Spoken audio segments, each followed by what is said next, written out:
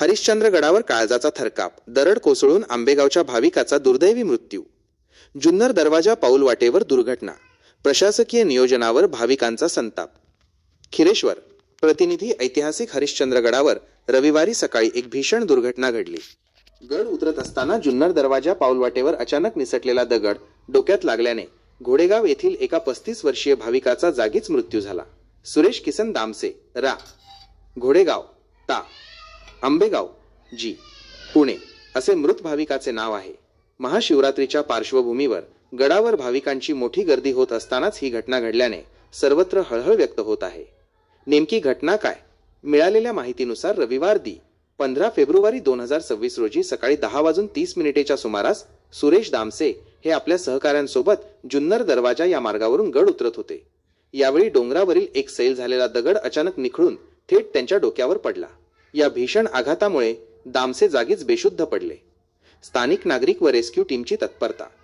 अपघाताची माहिती मिळताच तिथे उपस्थित असलेले स्थानिक नागरिक मनोज भांगले, राहुल भांगले, संजय कोरडे, मारुती रेंगडे, बाळू मेमाणे, जगदीश ताजवे आणि शांताराम बामणे यांनी तातडीने मदतीसाठी धाव घेतली.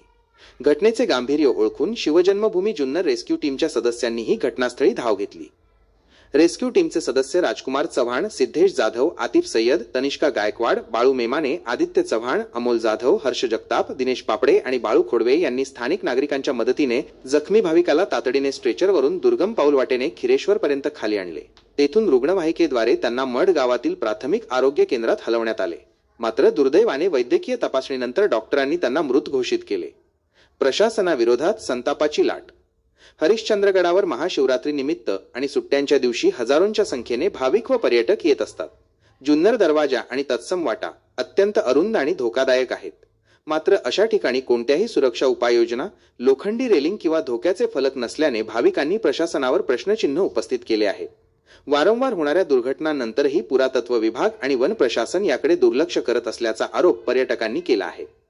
गडावर येणाऱ्या भाविकांकडून सुविधांच्या नावाने अनेकदा चर्चा होते, पण प्रत्यक्ष जमिनीवर काहीच काम दिसत नाही. सुरेश दामसे यांच्या मृत्यूला प्रशासनाचा हलगर्जीपणाच जबाबदार आहे, अशा संतप्त प्रतिक्रिया उपस्थित भाविकांनी व्यक्त केल्या.